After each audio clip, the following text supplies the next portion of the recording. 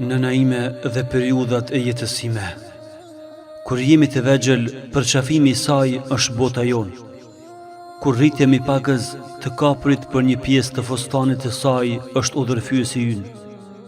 Kur arrim të shtatat, ajo është siguria jonë kur kthehemi nga shkolla. Në të dhjetat, ajo është grua, kurse ne thithim nga fjalët e saj dhe sjelljet e saj atë që lexuam në personalitetin tonë.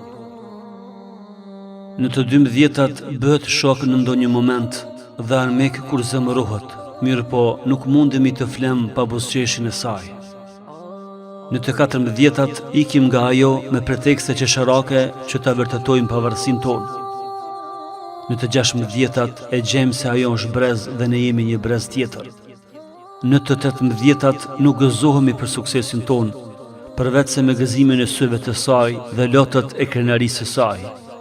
Në të 20-tat ndoshta e përshëndesim që të shkojmë në studime, apo mendojmë se kemi harruar nga dashuria madhe e periudhës në për të cilën kalojmë.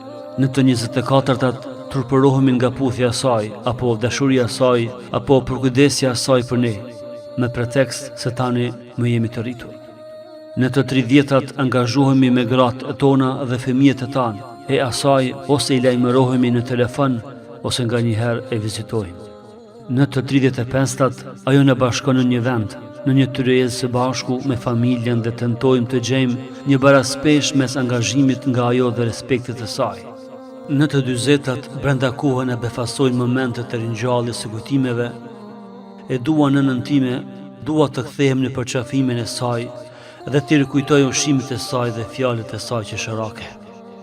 Pas 40-tave, zbulojmë befasisht se ne jemi bërë një kopje e saj e atë që refuzonim nga udhëzimet e saj e përsërisim me fëmijët tanë, dhe atë që e neglizhonim nga urtësia e saj apo e injoronim nga këshillat e saj, e hasim fuqishëm nga se ajo ecën në gjakun dhe në çdo qelizën tonë.